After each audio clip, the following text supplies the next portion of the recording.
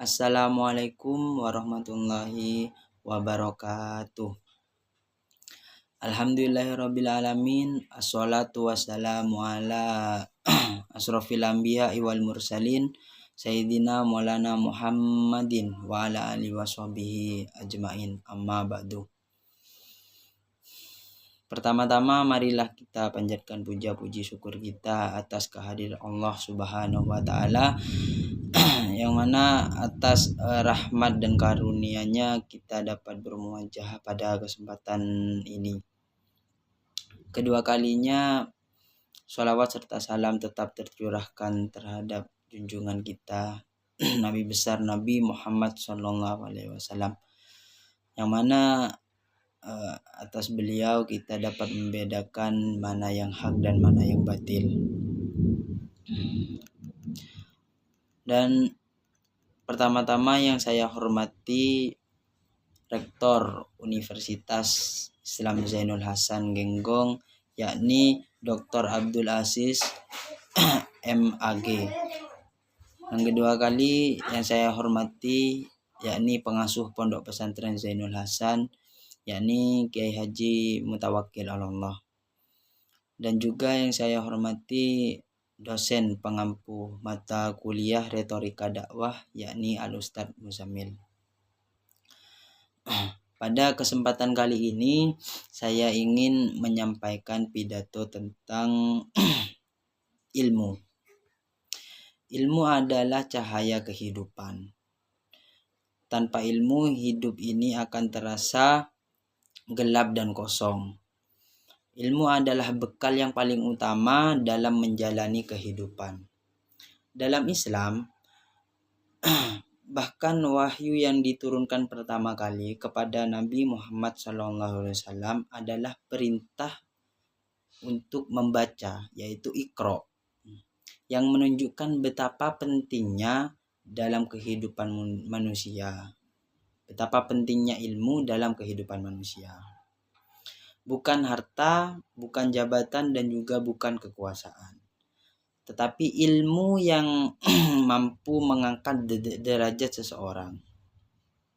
Firman Allah dalam Al-Quran surah Al-Mujahadah ayat 11 mengatakan, Allah akan meninggikan orang-orang yang beriman di antara kamu dan orang-orang yang berilmu dan orang-orang yang diberi ilmu beberapa derajat.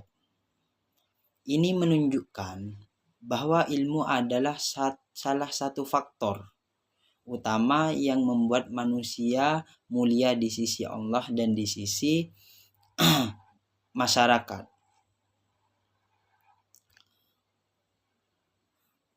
Teman-teman yang saya banggakan, mari kita lihat kenyataan di sekitar kita. Negara-negara yang maju bukanlah negara yang memiliki kekayaan alam yang berlimpah, tetapi negara yang sumber daya manusianya atau SDM-nya berilmu dan terdidik.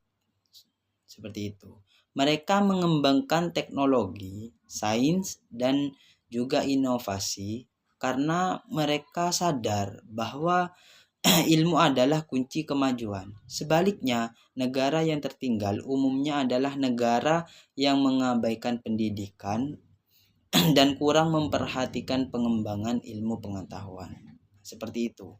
Nah, oleh karena itu, sebagai generasi muda, sebagai pelajar dan juga sebagai mahasiswa, tugas utama kita hari ini adalah menuntut ilmu. Dengan sungguh-sungguh, jangan sampai kita menyia-nyiakan waktu muda kita hanya dengan bermain-main dan melakukan hal yang sia-sia. Ilmu yang kita pelajari hari ini adalah pondasi bagi masa depan kita, masa depan keluarga kita, dan bahkan masa depan bangsa kita. Teman-teman yang saya banggakan, ilmu tidak hanya sekedar hafalan atau angka-angka di atas kertas ujian saja. Ilmu juga harus membawa manfaat dan diterapkan dalam kehidupan nyata. Ilmu yang tidak diamalkan yaitu bagaikan pohon yang tidak berbuah. Pohon yang tidak berbuah, tapi itu tidak akan memberikan manfaat kepada yang lain. Seperti itu. Karena itu, marilah kita niatkan menuntut ilmu bukan semata-mata untuk mencari nilai, ijazah, akan tetapi untuk memperbaiki diri, memberi manfaat kepada sesama, dan menjadi manusia yang berguna bagi agama, bangsa, dan negara. Teman-teman yang saya banggakan,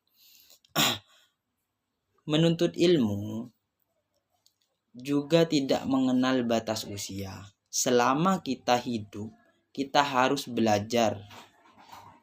Pepatah Arab mengatakan utlubul ilma minal mahdi ilal lahdi.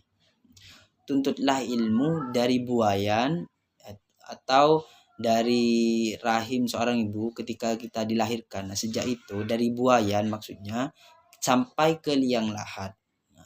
Jadi kita itu diwajibkan untuk menuntut ilmu, tidak ada batas usia. Dari sejak kita dilahirkan sampai kita berada di liang lahat. Seperti itu. Bahkan Imam Syafi'i pernah berkata, barang siapa yang tidak mau merasakan pahitnya belajar, maka ia akan menanggung hinanya kebodohan.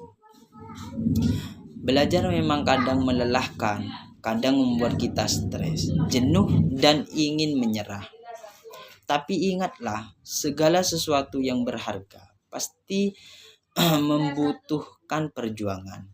Ilmu adalah investasi jangka panjang. Hari ini kita lelah belajar, tapi esok kita akan menikmati hasilnya. Teman-teman yang saya banggakan, di era modern ini, akses terhadap ilmu semakin mudah. Kita bisa belajar dari buku, internet, video pembelajaran, bahkan dari pengalaman sehari-hari.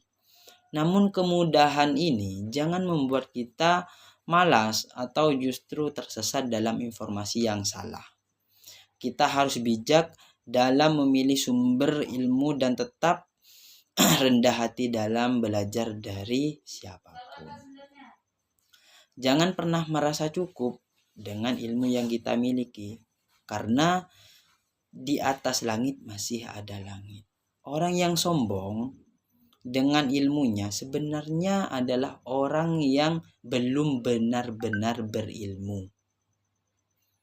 Cukup sekian dari kultum saya.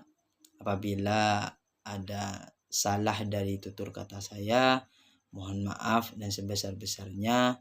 Kurang lebihnya wallahu muwaffiq ila aqwamit thoriq.